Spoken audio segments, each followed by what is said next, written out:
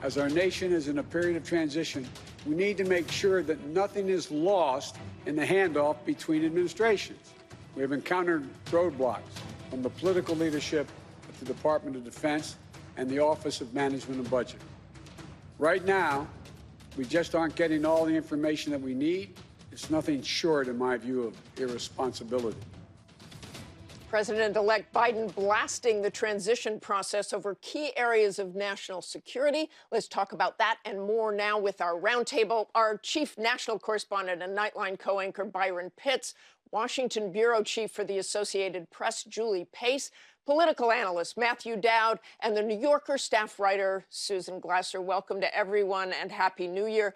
And Julie, let me start with you. We've talked about the objections that will occur this week, but that is not really what Mitch McConnell wanted, is it? What does that tell you? Well, we knew if Donald Trump lost the election, which he did, that there would be this fight for the future of the Republican Party. And we're seeing that play out right now, even before Trump has left office, where you have Mitch McConnell, several other Republican senators who are saying this is not good for the party's future and this is not good for the country's future. And yet you see a growing number of Republicans who are trying to join this effort to back the president's baseless attacks on the election. And that is for political reasons. They want to make sure that they are well positioned for whatever comes next, 2022, 2024, to capture the enthusiasm of the president's supporters. They are not doing this because there are real claims about election fraud. If there were, they would be pointing to those and they would have the backing of election officials in some of these key states. They do not. This is a political maneuver for them to try to capture the future of the Republican Party. And let's stay on the Hill for a minute. Susan, it doesn't appear McConnell is budging on those $2,000 stimulus checks, but he's got pressure building within his own party. So will he eventually allow a vote on that? Well, that's a good question. I think, there's a new Congress that's going to be sworn in starting today. So, in effect, they're hitting the reset button. But remember, Martha, that once again, you have a situation where it's Trump who's dividing the Republican Party from within. He seems determined to sort of burn things down on the way out the door. It's not an accident that Josh Hawley, the Missouri senator who was the first to announce that he would object to the electoral votes, is also the one who's been leading the push to have increased stimulus checks. And so I think you see probably the most significant rift becoming public of the Republican Party in the Trump era, and it's happening on his way out the door.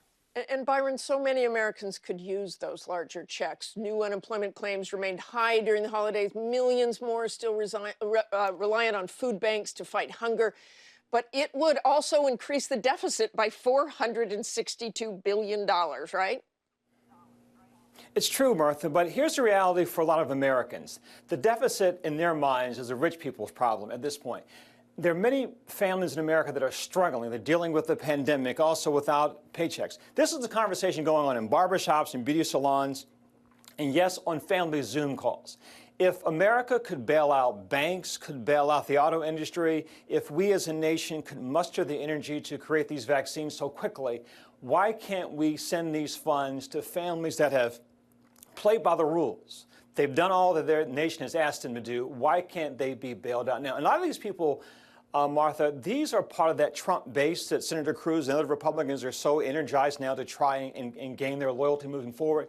These are the people who are struggling in these economic times. So I think this is a real challenge for the Republican Party. How do you gain control of those Trump Republicans, but hold on to what were your values about the deficit before? And Matt, I'm going to ask you the same question, and also to Susan's point that Trump is dividing the party. How are you seeing this? Well, very much the same way. You know, Martha, I've worked both sides of the aisle. I worked on Democratic campaigns. I worked on Republican campaigns. And as you know, for the last 12, 13 years with ABC, I've criticized both sides of the aisle. We're in a much different space today with the two legacy parties. One legacy party seems to be Team Democracy, supporting all the elements of democracy and what the country wants. The other seems to be Team Autocracy in the midst of where we are now, putting power over principles, putting ambition over our American republic, and putting partisanship over the common good. And the common good really is a couple of things. I think the destructive force that has been Donald Trump and many people in the GOP today has hurt the citizenry of our country in two fundamental ways. One, mishandling of COVID and mishandling of the economy that happened simultaneously, which has hurt millions and millions of Americans. But two, Donald Trump, through lies and prevarications and all those things, has fundamentally hurt the health of our democracy by questioning the election results. So Joe Biden, going forward, has a huge thing to do. I think he said all the right things over the last few months in the course of this, wanting to reach out, wanting to do all that. But as I say, it's not two different sets of policies that are getting debated. It's two fundamental value views where one seems to support a move towards autocracy and the other seems to support an expanded democracy. And when you have those two things, which we've never really had in our country, Martha, when you have those two things, it makes it very difficult for Joe Biden starting on January 20th. So let's stick with that, Julie. The new Congress is being sworn in later today. Obviously, we don't know who's going to control the Senate yet. But what is the biggest change you see coming on Capitol Hill? Well, I think there are a couple of things to watch on Capitol Hill. On the House side, Democrats have a very narrow majority. This is a Democratic majority that is going to be extremely tenuous. And Nancy Pelosi, we expect that she will be continuing on as Speaker with that vote coming later today. She is going to have a divided caucus of her own that she is going to have to deal with. How does she try to keep liberals on board, knowing that she doesn't have a lot of margin for error? And then the big unknown, of course, is the Senate. You were talking about Georgia earlier, Martha, but which party comes out of Georgia controlling the Senate? That is going to shape so much of what Joe Biden is able to do or not do in his opening months. And Susan, will the increased numbers in the so-called squad, those younger progressive members, mean they have more power? Well, look, I think that you're seeing pressure in both parties from the ideological extremes, given the structural changes in American politics, where politicians in the House especially are more worried about a primary challenger coming from within their own party. That's really significantly changed the party. Now, so far, what you've seen is, I think, with the new president, incoming President Joe Biden, trying to establish a cabinet and a government that reflects the broad coalition of different stripes of Democrats who elected him. But fundamentally, Biden is a politician from a different era. He has not only been around for a long time and still remembers an era when bipartisan deals were more the currency of the land, but also he is more of a centrist by inclination. And I think those fissures are going to be very apparent quickly. Nancy Pelosi will not have a strong number of people to come in. And if she's still negotiating with Mitch McConnell, if he keeps the majority in the Senate, I think that dynamic is going to make it very hard to get anything significant done. And of course, you have Trump wanting to burn it all down on the way out the door, as I mentioned. And just another reminder, we're still in the middle of a pandemic. And Byron, one surefire way to move forward is to get this vaccination program going. You mentioned COVID. You heard Dr. Fauci say, if we get back to normal, it's pretty much if people follow the rules and you get 75% of the American public vaccinated. How tough really is this for Joe Biden to fix this, given the mood of the country, given the divisions? Well, I think polls show the majority of Americans believe in the vaccine. I think the majority of Americans trust what Dr. Fauci says. And he made the point this morning, basically, it's a math problem. And that eventually the math will work in the country's favor. So I think, actually, I don't believe that COVID-19 and the vaccine will be President-elect Biden's biggest problem. I do think one of the benefits, potentially, that both people on both sides of the political aisle are looking forward to with Joe Biden is the return of civility. I've talked to evangelical Christians who supported Donald Trump.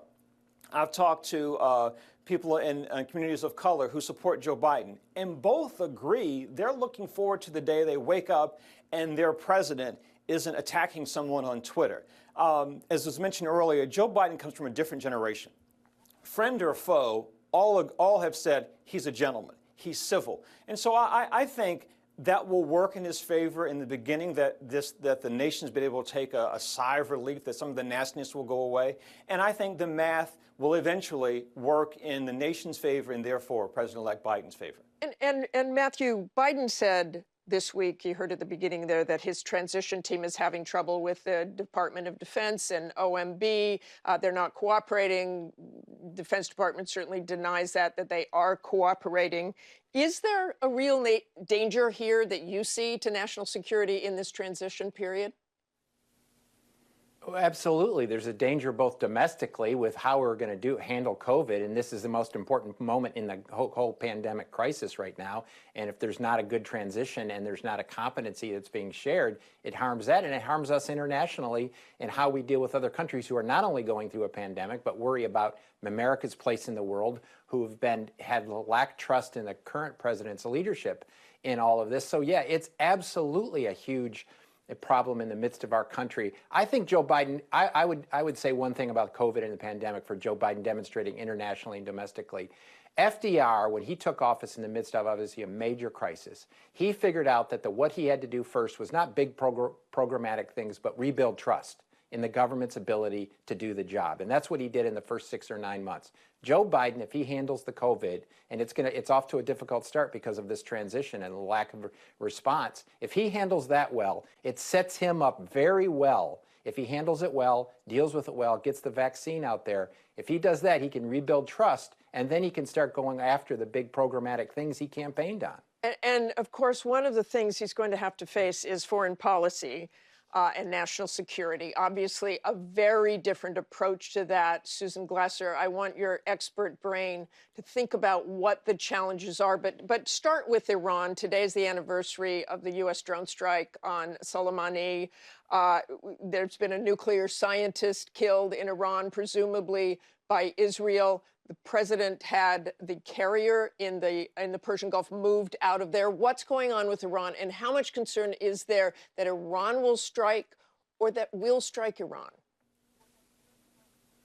Well, I think there is. This has been long one of the major risks of this transition period, especially because you've received both erratic signals from the Trump administration. They put the carrier in there, and then apparently the new civilian leadership of the Pentagon. Remember, President Trump fired his defense secretary, Mark Esper, in the immediate aftermath of the election, and there's an acting defense secretary who apparently overruled military officials to send that carrier back out of the Gulf. So there's conflicting messages coming from the administration. Trump himself has suggested that if there are any attacks by what they view as Iranian proxies on American interests in the region, perhaps in Iraq, that you could see some retaliation. I know there's real fear inside parts of the Pentagon that this is something that President Trump, he's been surrounded by hawkish advisors on Iran from the very beginning of his administration. Is this the final days scenario? There's been a lot of anxiety around that. And of course, we don't know what Iran itself will do. And so that remains perhaps the most volatile situation. The other thing to flag, Martha, is that there's been this extremely serious, perhaps the most serious hack of American government agencies that has become public since the election. We're still finding out about it. You've heard silence from the president, even as many have attributed this to Russia. It's really quite extraordinary, the national security damage that appears to have been done just by this hack that we found out since the election. And Julia, we have about 20 seconds here. I want to see what you think the big storyline of 2021 will be. I think it's COVID. I think it's how the United States responds to this pandemic. And I think that will shape Joe Biden's presidency. I think we will know by the summer whether Joe Biden is emerging from the pandemic as a weak president or a strong president. And that will determine how much running room he has for the rest of that term. And Byron, can you sum that up in 10 seconds, what you think will happen in 2021, the storyline? I agree. I think the pandemic is number one. At some point on this short list, I think, is America's racial divide. Can Joe Biden begin to bridge that divide that's been a part of this country since 1619? Okay, thanks to all of you, and Happy New Year again to all of you. Hi, everyone. George Stephanopoulos here. Thanks for checking out the ABC News YouTube channel. If you'd like to get more videos, show highlights, and watch live event coverage, click on the right over here to subscribe to our channel. And don't forget to download the ABC News app for breaking news alerts. Thanks for watching.